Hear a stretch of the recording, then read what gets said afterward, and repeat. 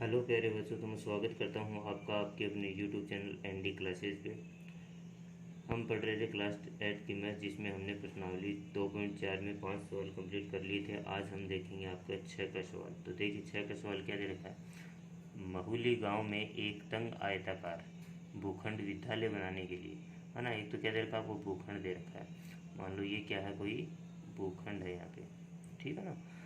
इसमें क्या आयताकार क्या बनाना है आपको, एक विद्यालय बनाना है। ये आयताकार यहाँ पे विद्यालय हमने बना दिया, ठीक है ना। इस भूखंड की लंबाई, ये लंबाई और चौड़ाई का अनुपात, यानी ये जो है ये आपका क्या दे रखा है 11 और ये है आपका 4 का अनुपात है। अब यहाँ पे हमें अनुपात नहीं चाहिए, हमें क्या चाहिए, इसकी लंबाई। तो यहाँ पे क्या हो जाएगी, लंबाई को हमने मान लिया 11 अक्स और चौड़ाई को मान लिया हमने 4 अक्स, है ना। तो गांव पंचायत को इस भूखंड की बाढ़ कराने के लिए, यानी इसके चारों ओर क्या करनी है आपको, मान लो तारबंदी करनी है, जैसे बाढ़ करनी है, उसके लिए 100 रुपये प्रति मीटर की दर से कितने 75,000 रुपये वे कराने होंगे गाँव वालों को। तो भूखंड की माप ज्ञात कीजिए। तो आपको क्या निकालनी है यहाँ पे, इसकी माप निकालनी है ना। तो यहाँ पे हम स्टार्ट करते हैं सवाल को। देखो हमें क्या दे रखा है, सबसे पहले हमें अनुपात दे रखा है, तो वो अनुपात ही हम यहाँ पे लिख लेते हैं, है ना।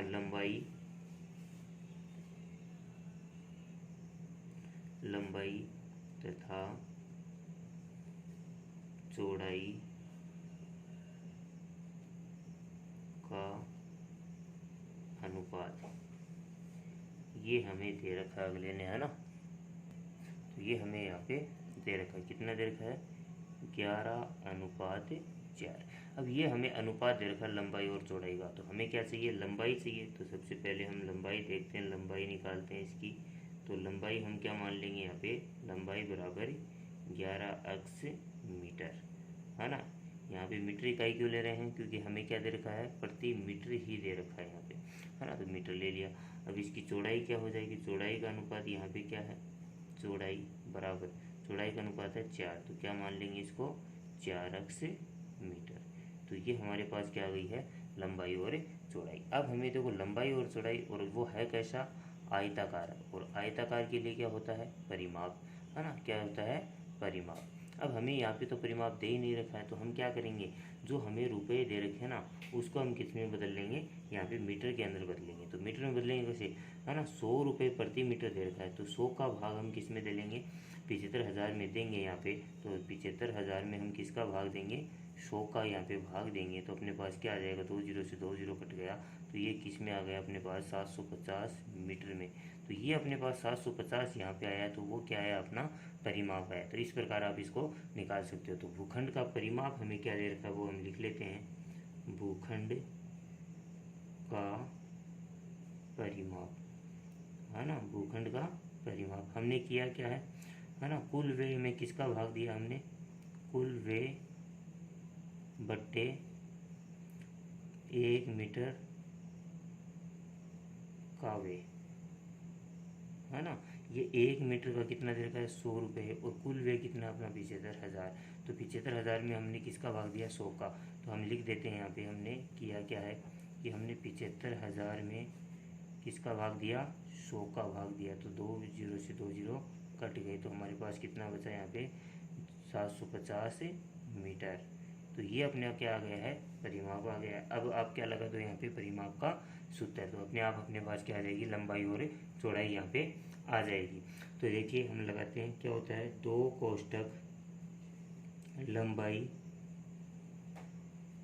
प्लस चौड़ाई, किसका सूत्र होता है, ये आयत के परिमाप का, बराबर परिमाप, है ना। परिमाप का सूत्र होता है, तो बराबर में क्या लिख दिया हमने, परिमाप। अब हमें जो दे रखा है वो यहाँ पे हमें लिख लेंगे। तो हमें क्या दे रखा है यहाँ पे, 2 की जगह 2 ही रहेगा। लंबाई कितनी है अपने पास यहाँ पे 11 अक्स, तो 11 अक्स प्लस चौड़ाई कितनी है 4 अक्स। तो यहाँ पे हम क्या लिख लेंगे, 4 अक्स बराबर परिमाप कितना है 750। अब इसको हल करते हैं आगे। तो देखिए इसको हल करते हैं, तो 2 की जगह 2 ही रहेगा। 11 अक्स और 4 अक्स, 11 में 4 अक्स जोड़ देंगे तो कितना आ जाएगा यहाँ पे अपने पास 15 अक्स आ जाएगा, और बराबर में कितना है 750 ही है ना। अब 2 को अंदर गुणा कर दीजिए, तो कितना 15 दूनी 30 अक्स हो जाएगा ये, और बराबर में कितना है 750 अपने पास। अब हमें तो किसका मान निकालना है, यहाँ पे अक्स का मान यहाँ पे निकालना है। तो अक्स का मान निकालेंगे तो देखो कैसे, यहाँ पे अक्स का मान तो 30 है, तो अक्स बराबर क्या आ जाएगा, इस 30 को उधर भेजेंगे तो किस में चला जाएगा, 750 के बट्टे में चला जाएगा, कितना 30। एक जीरो से एक जीरो कट गया। अब 75 में आप भाग दे सकते हो किसका, 3 का। 75 में हमने 3 का भाग दिया, 3 दूनी 6 और 1 तीनों पंजो 15, तो कितना आया अपने पास आंसर में 25। हाँ कितना आया 25। तो अक्स का मान हमारे पास कितना आ गया है 25 मीटर। तो ये तो हमारे पास अक्स का मान आया, लेकिन हमें तो क्या निकालना है, इसका माप निकालना, मतलब लंबाई और चौड़ाई दोनों हमें यहाँ पे निकालनी है। तो क्या कर देंगे, अक्स का मान रख देंगे। तो देखिए, तो अक्स का मान रख देंगे। लंबाई कितनी थी अपनी, लंबाई हमने क्या मानी थी यहाँ पे 11 अक्स। तो 11 गुणा अक्स की जगह क्या रख दो 25, है ना। इन दोनों को गुणा करोगे तो आंसर आ जाएगा अपना 275 मीटर। तो लंबाई थी वो अपनी कितनी है 275 मीटर, और यहाँ पे चौड़ाई निकालनी है। तो चौड़ाई बराबर 4 अक्स, है ना। 4 गुणा अक्स की जगह कितना 25, और 25 चौक 100 मीटर। तो ये इस प्रकार हमें लंबाई और चौड़ाई हमने निकालनी है। तो इस प्रकार आपको ये क्वेश्चन करना था। ठीक है बच्चों, अगला सवाल देखते हैं 7 का। देखिए क्वेश्चन नंबर 7। हसन स्कूल वर्दी बनाने के लिए 2 प्रकार का कपड़ा खरीदता है। इसमें से कमीज के कपड़े का भाव 50 रुपये प्रति मीटर, है ना, और पतलून के कपड़े का भाव 90 रुपये प्रति मीटर है। वह कमीज के प्रत्येक 3 मीटर, है ना, कपड़े के लिए पतलून का 2 मीटर कपड़ा खरीदता है। वह इस कपड़े को क्रमशः 12% लाभ, है ना, और 10% लाभ पर बेचकर 36,600 रुपये प्राप्त करता है। उसने पतलून के लिए कितना कपड़ा खरीदा। तो ये है आपका क्वेश्चन, है ना। तो देखो इसके अंदर क्या क्या हमें दे रखा है उस पर ध्यान देते हैं। सबसे पहले हम यहाँ पे दे रखा 3 मीटर कपड़ा और 2 मीटर कपड़ा, है ना, किसके लिए, कमीज और पतलून के लिए, दोनों के लिए हमें यहाँ पे दे रखा है। ठीक है ना। तो हम क्या करेंगे, इसी को क्या मान लेंगे, कुल कमीज का कपड़ा और कुल पतलून का कपड़ा, ये हम यहाँ पे इसको मान लेंगे। तो इसी को मान लेंगे। देखो क्या करते हैं इसके अंदर, सबसे पहले हम, है ना, तो इसको हम देखो 3 मीटर हमें कपड़ा दे रखा है ना, लेकिन हमें क्या करना है, इसको कुल मानना है ना। तो कुल कमीज,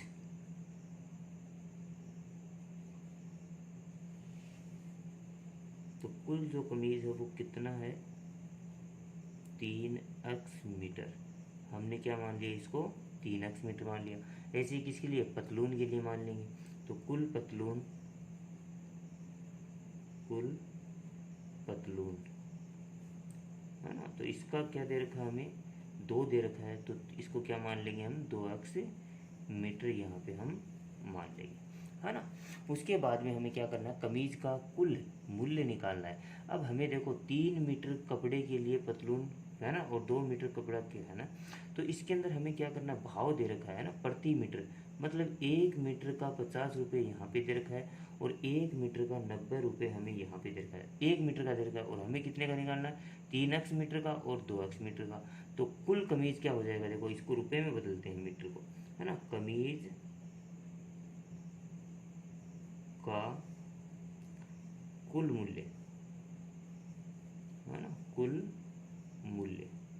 तो यहाँ पे करना क्या है, मैंने आपको देखो यहाँ पे 3 मीटर में दे रखा हमें, है ना, इसको हमें प्रति मीटर यानी कि 1 मीटर का कितना 50 रुपये देगा, और हमें कितने का चाहिए 3 का चाहिए, है ना, 3 का चाहिए। तो क्या कर देंगे हम 3 को किससे गुणा कर देंगे, 3 गुणा 50 से कर देंगे यहाँ पे, तो हमारे पास कितना आ जाएगा ये 150 रुपये।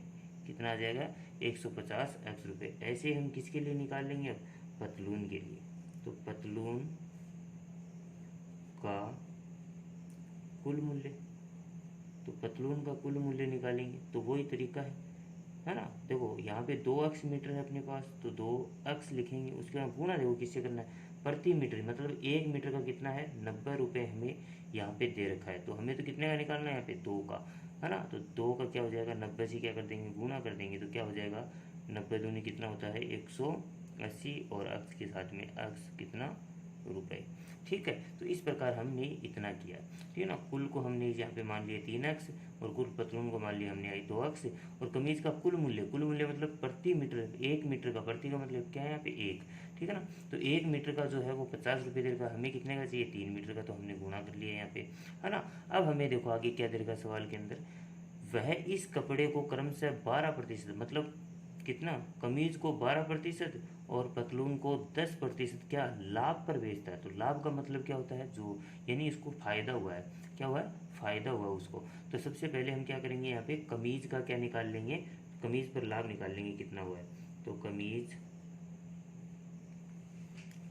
का लाभ, तो कमीज का लाभ निकालेंगे तो देखो कमीज का कुल कितना अपने पास, कुल 150 है। कुल कितना है? 150 है। तो कुल हमारे पास है 150 एक्स का निकालना है। तो का मतलब कितना है यहाँ पे, कितना प्रतिशत है? 12%। अब हम इसको लाभ में बदलते हैं, देखो है ना, कैसे बदलेंगे, 150 की जगह 150 एक्स ही रहेगा, का की जगह आपको क्या लगाना है? गुणा का निशान, 12।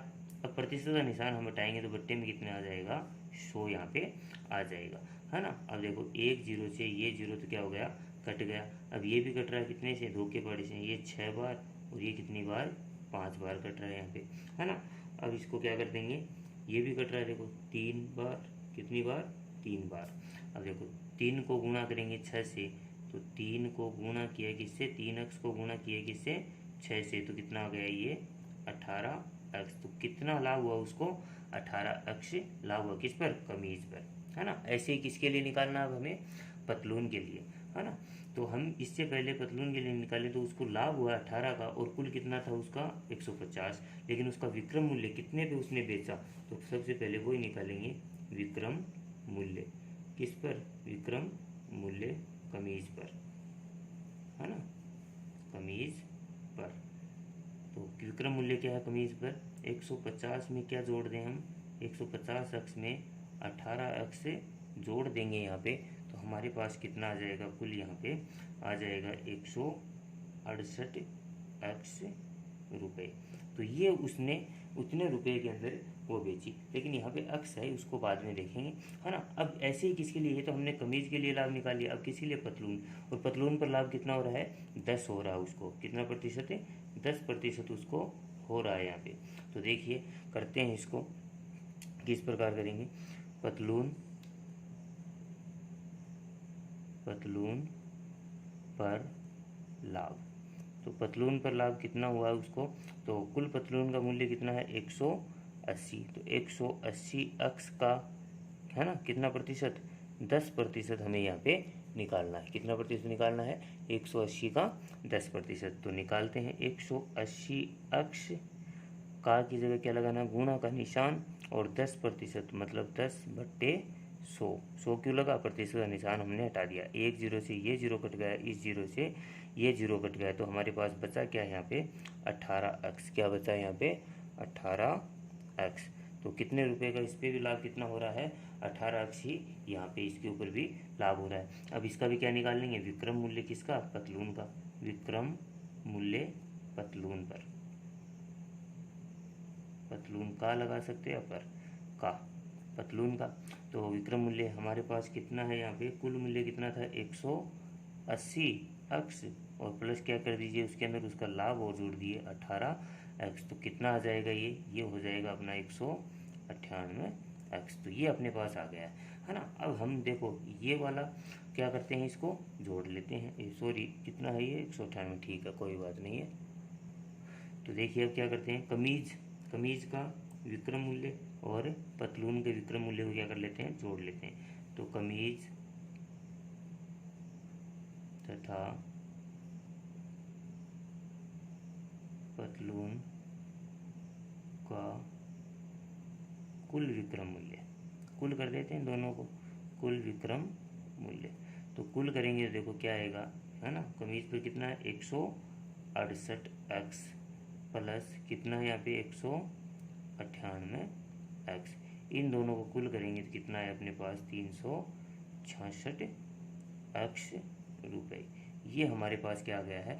कुल आ गया है। अब यहाँ पे देखो आगे क्या करेगा, लाभ पर बेचकर कितने? 36,600 रुपये प्राप्त करता है। तो मतलब हमारा ये जो हमने विक्रम मूल्य निकाला है ये किसके बराबर है, इसके बराबर है। तो दोनों को देखो प्रश्नानुसार हम यहाँ पे लिख देते हैं, प्रश्नानुसार।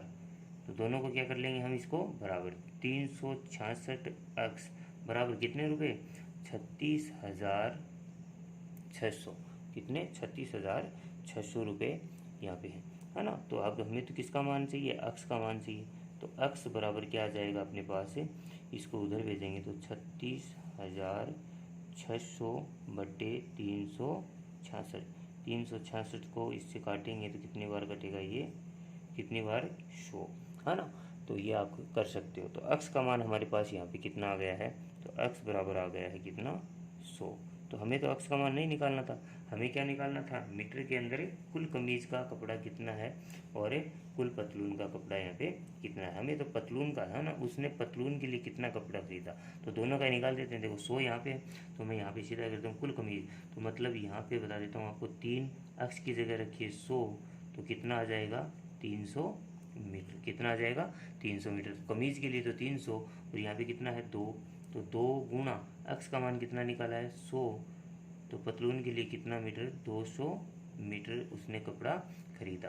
तो आप लिख सकते हो, अतः कमीज पतलून के लिए कपड़ा कितना खरीदा उसने, 200 मीटर यहाँ पे खरीदा है। तो इस प्रकार आप इस सवाल को आसानी से कर सकते हो। ये था आपका 7 का सवाल। अब देखते हैं अपना 8 का सवाल। अगर वीडियो आपको अच्छा लग रहा है, अच्छे से समझ में आ रहा है, तो वीडियो को लाइक कीजिए और चैनल को सब्सक्राइब जरूर कर लीजिएगा। आगे देखिए, तो देखिए 8 का सवाल, हिरणों के एक झुंड का आधा भाग मैदान में चल रहा है। अब हमें पता नहीं है कि कितने हिरण है यहाँ पे, है ना। यहाँ पे देखो झुंड में हिरणों की संख्या ज्ञात कीजिए, तो टोटल आपको बताना है यहाँ पे, है ना। तो हिरणों के एक झुंड का आधा भाग मैदान में चल रहा, मतलब 1/2 भाग क्या हो रहा है वहाँ पे, वो चल रहा है आधा भाग, ठीक है। और शेष का 3/4, 3/4 है ना, 3/4 का मतलब क्या, 3/4, 3/4 पड़ोस से ही क्या हो रहा है, खेल कूद रहा है। तो शेष बचे कितने हैं, 9 हिरण। तो शेष हमारे पास कितने हैं, 9 बचे हैं। हिरण एक तालाब में पानी पी रहे हैं, तो झुंड में हिरणों की संख्या ज्ञात कीजिए। तो टोटल आपको बतानी है, तो उसी को क्या कर लेंगे हम यहाँ पे मान लेंगे। तो माना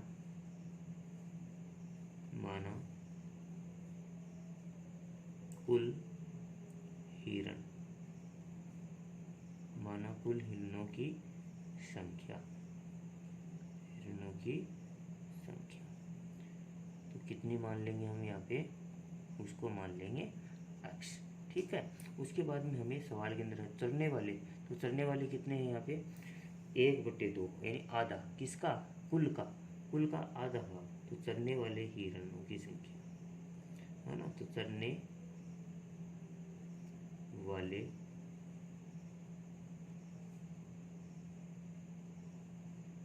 हिरणों की संख्या, तो चरने वाले जो हैं वो कितने हैं, है ना, 1/2 यानी आधा भाग है। तो किसका आधा है, कुल का, तो अक्स बटे किसका भाग दे देंगे, 2 का, है ना। कुल का आधा है, तो अक्स में क्या कर दिया हमने, जैसे इसको समझे, तो मान लो टोटल कितने हैं, 10 है, ठीक है। टोटल 10 है मान लो यहाँ पे, तो 10 का आधा कैसे करेंगे, किसका भाग देंगे, 2 का भाग देंगे, तभी तो आधा होगा ना, 5, है ना। तो यहाँ पे भी हमने यही किया है कि अक्स में किसका भाग दे दिया, 2 का भाग दे दिया। आगे क्या बोल रहा है कि यहाँ पे खेल कूदने वाले कितने हैं, 3/4, है ना। तो खेलने और कूदने वाले कितने हैं, 3/4। तो खेलने वाले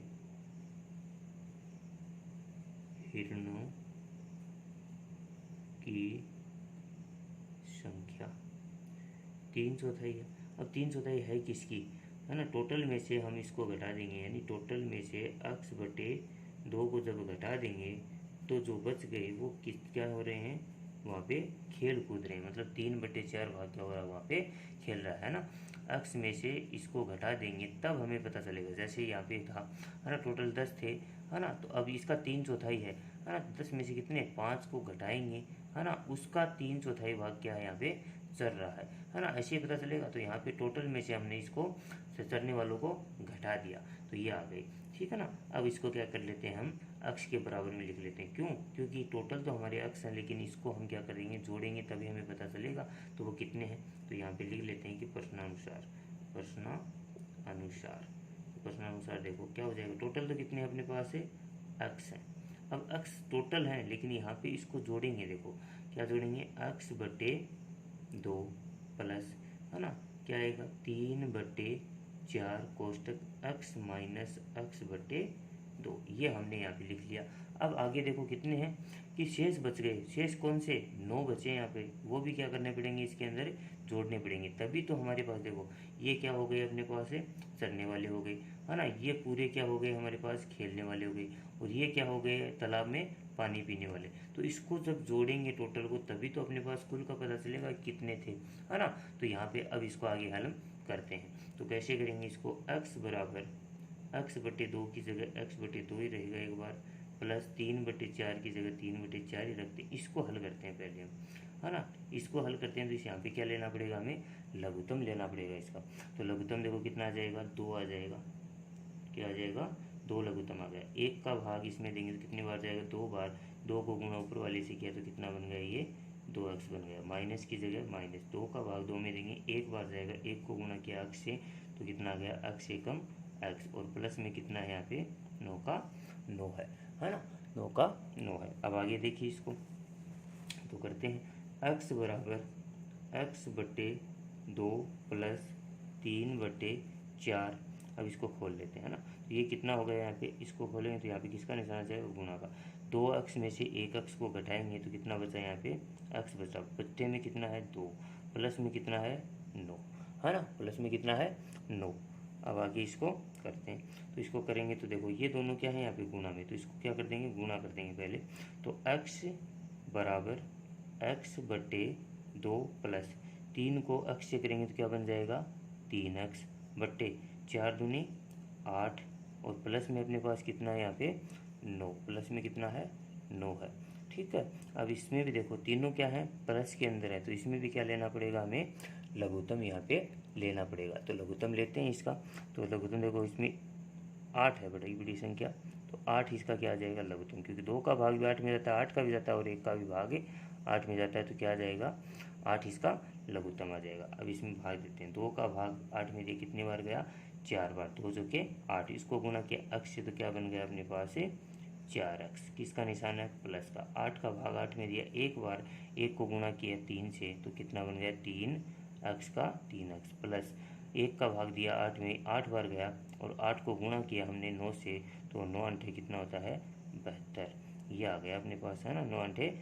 72। अब यहाँ पे x था, है ना, तो x, अब यहाँ पे देखो ये किस में है, बट्टे में, मैं इधर भेज देता हूँ, किस में चला जाएगा, गुणा में, तो ये क्या बन जाएगा 8x बराबर, है ना, ये क्या है 4x, और ये क्या है 3x, दोनों क्या है प्लस के अंदर, तो कितना बन गया ये 7x, प्लस में कितना है 72, कितना है यहाँ पे 72 है, ठीक है। अब इसको मैं उठाकर इधर भेज देता हूँ, तो क्या हो जाएगा 8x, ये प्लस में इधर आकर किसका हो जाएगा माइनस का 7x बराबर में कितना बच गया 72।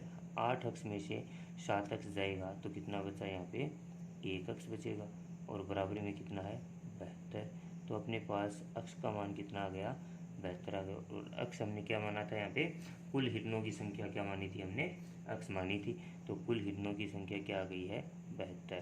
तो कुल हिरणों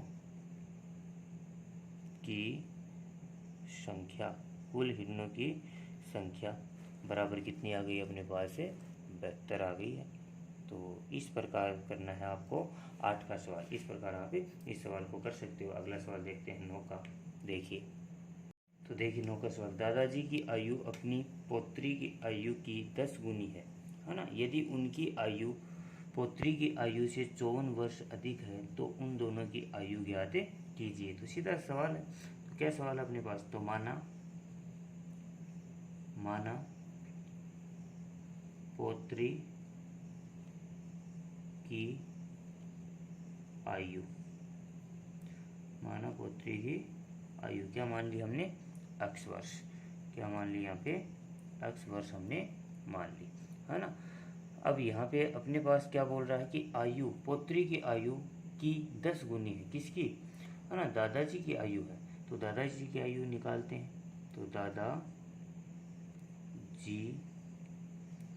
की आयु, दादाजी की आयु, तो दादाजी की आयु किससे, पौत्री से कितनी है 10 गुनी है तो 10 अक्ष वर्ष आ जाएगी, है ना। उसके बाद में यहाँ पे क्या बोल रहा है, पुत्री की आयु से 54 वर्ष अधिक भी है तो किससे, पौत्री की आयु से, है ना। तो 54 वर्ष अधिक करने पर, है ना, समझ रहे हो ना बात। तो दादाजी की आयु दोबारा देखनी पड़ेगी, दादाजी की आयु पौत्री से कितनी अधिक है, 54 वर्ष अधिक भी है यहाँ पे, तो मतलब x प्लस 54 भी हमें निकालना पड़ेगा। अब इसको और इसको क्या कर लो, बराबर में रख लो, आपका सवाल हल हो जाएगा। तो 10x बराबर x प्लस 54, ठीक है। उसके बाद में हमें x के मान को इधर भेजना है, तो 10x इधर आकर किस में हो जाएगा, माइनस का x बराबर में क्या बच गया, 54, ठीक है। 10 में से x को घटाएंगे तो कितना बचा अपने पास है, 9x बराबर कितना, 54, है ना। उसके बाद में हमें तो x का मान निकालना है, तो ये गुणा में है, उधर भेज दो तो किस में चला जाएगा, x बराबर 54/9, तो कितना आ जाएगा, 9 चौक 9 छिके 54, तो x का मान कितना आ गया, 6 वर्ष, कितना आ गया, 6 वर्ष अपने पास आ गया। तो मतलब पुत्री की आयु कितनी थी, 6 वर्ष थी, कितनी थी, 6 वर्ष। तो अतः है पौत्री की आयु बराबर कितनी, 6 वर्ष, ठीक है। और हमें किसकी, दादाजी की भी निकालनी है, तो दादा जी की आयु तो हमने क्या मानी थी, 10 अक्ष की जगह क्या रख दीजिए, 6, तो कितनी आ जाएगी, 60 वर्ष। यही तो बोला अगले ने कि 10 गुनी है तो 6 का क्या हो जाएगा, 10 छिके 60, है ना। तो इस प्रकार आप इस सवाल को कर सकते हो। ये था आपका 9 का सवाल। अगला देखते हैं 10 का सवाल क्या दे रखा, देखो तो देखिए 10 का, अमन की आयु उसके पुत्र की आयु की 3 गुनी है 10 वर्ष पहले, पहले दे रखा है, ये ध्यान देने वाली बात। बाद का मतलब जोड़ना, पहले का मतलब घटाना, ये बात याद रखना आप। उनकी आयु पुत्र की आयु की 5 गुनी थी तो दोनों की आयु ज्ञात कीजिए। तो आंसर में देखो क्या करेंगे हम, यहाँ पे किसकी आयु माना, अमन के पुत्र की आयु, पहले हम अमन के पुत्र की आयु को मानते हैं, माना अमन के पुत्र की आयु बराबर क्या मान लेंगे, x वर्ष, क्या मान लिया हमने, x वर्ष। अब हमें उसके पिता यानी अमन की आयु, तो अमन की आयु, अमन की आयु बराबर क्या बोल रहा है, अमन की आयु उसके पुत्र की आयु की कितनी गुनी, 3 गुनी, तो हमने x मानी है तो इसी को क्या कर दो, 3 गुना, तो क्या हो जाएगी, 3x वर्ष। तो ये हो गई, है ना। अब ये बोल रहा है कि 10 वर्ष पहले, है ना, 10 वर्ष पहले उनकी आयु, पुत्र की आयु क्या थी, 5 गुनी थी, तो पुत्र की आयु को क्या करना आपको, 5 गुना करना। लेकिन उससे पहले किसमें से, 10 वर्तमान आयु, है ना, किसकी, पुत्र की, और अमन दोनों में से हमें क्या करना पड़ेगा, 10 को घटाना पड़ेगा, 5 वर्ष, 10 वर्ष पहले और 10 वर्ष पहले दोनों में से। तो 10 वर्ष पहले, 10 वर्ष पहले अमन की आयु, अमन की आयु, अमन की आयु, तो 10 वर्ष पहले अमन की आयु क्या हो जाएगी, है ना। तो 10 वर्ष पहले की निकालनी है तो हम निकाल लेंगे यहाँ पे 3x माइनस 10, ठीक है। उसके बाद में हमें पुत्र की भी निकालनी है तो पुत्र वाली निकालते हैं, 10 वर्ष पहले पुत्र की आयु, है ना। तो यहाँ पे पुत्र की नहीं निकाल कर हम सीधा इसको कर देता हूँ प्रश्नानुसार, है ना, प्रश्नानुसार, ठीक है। तो यहाँ पे देखो सीधा क्या कर देंगे, 3x में से हमने किसको घटाया, 10 को, क्योंकि 10 वर्ष पहले। अब यहाँ पे आपको देखो 10 वर्ष पहले इसमें इसकी आयु थी तो x में से भी क्या करना पड़ेगा, 10 को घटाना पड़ेगा। उसके बाद में क्या थी, उसकी आयु 5 गुनी थी, तो मतलब इसको किससे गुणा करना, आपको 5 से यहाँ पे गुणा भी करना है, किसकी आयु को, पुत्र की आयु। अब देखो इसको समझो थोड़ा, पुत्र जब 10 साल का था तो उसका पिता कितना था, 30 वर्ष का। तो अब 30 वर्ष तक पहुंचने के लिए इसको किससे गुणा करना पड़ेगा, हमें 3 से गुणा करना पड़ेगा, न कि इसको करेंगे। इसको करेंगे तो ये कितने का हो जाएगा, 90 का ये, और ये कितना रहेगा, 10 का 10 ही रहेगा, है ना। तो ये बात आपको ध्यान में रखनी है कि गुणा किससे करना है ना। कौन उसका, देखो यहाँ पे बोल रहा है कि उनकी आयु पुत्र की आयु की 5 गुनी थी। तो पुत्र की आयु की 5 गुनी थी, तो पुत्र की आयु हमारे पास क्या थी, 10 वर्ष पहले, x माइनस 10 थी, ठीक है ना। तो ये ध्यान रखना आप। अब इसको हल करते हैं। 3x माइनस 10 बराबर, पहले x से गुणा करेंगे 5 को तो क्या बन जाएगा, 5x, है ना। 10 को गुणा करेंगे 5 से तो कितना आ जाएगा, 50। अब संख्याओं को एक तरफ कर लीजिए और x की संख्याओं को एक तरफ। तो 3x ये किसका है, प्लस का, इधर आकर माइनस का, है ना, और ये किसकी है, माइनस की 50, इधर आकर ये किसका हो जाएगा, प्लस का 10 हो जाएगा हमारे पास। अब हमें देखो क्या निकालना है यहाँ पे, हमें निकालना है इसको, देखो 3 है ना, 5x और 3x, 5 में से 3 को घटाएंगे तो कितना बचा, 2x बचा। लेकिन बड़ी संख्या किसकी है, माइनस की। यहाँ पे 10 में से, है ना, 50 में से 10 को घटाया तो कितना बचा, 40 बचा। लेकिन संख्या किसकी आएगी, बड़ी कौन सी है, माइनस की। तो माइनस से माइनस तो क्या हो जाएगा, कट जाएगा यहाँ पे। तो x बराबर हमारे पास क्या आएगा, x बराबर 40, ये गुणा में है, इधर आकर किस में हो जाएगा, बट्टे में, किस में हो जाएगा, बट्टे में, है ना। तो हम इसको देखो कैसे करेंगे अब। तो x का मान कितना आ जाएगा हमारे पास, इसमें भाग देंगे तो 20, तो x का मान आ गया हमारे पास यहाँ पे 20 वर्ष, ठीक है ना। तो यहाँ पे हम इसको लिख देते हैं कि हमने वर्तमान आयु x किसको माना था, है ना, अमन के पुत्र की आयु को माना था। तो पुत्र की आयु तो कितनी आ गई यहाँ पे, पुत्र की आयु, पुत्र की आयु ये तो हमारे पास कितनी आ गई है, 20 वर्ष आ गई है। और हमें किसकी ओर निकालनी है, अमन की आयु। तो अमन की आयु, अमन की आयु क्या माना था हमने, 3x। तो 3x, है ना, x की जगह क्या रख लीजिए यहाँ पे, 20 को रखिए, तो अमन की आयु कितनी आ जाएगी, 60 वर्ष। तो इस प्रकार आपकी ये प्रश्नावली होती है कंप्लीट, है ना। तो अगर आपको वीडियो अच्छा लगा है तो चैनल को सब्सक्राइब कीजिए और वीडियो को लाइक कीजिए। जय हिंद, जय भारत, थैंक यू।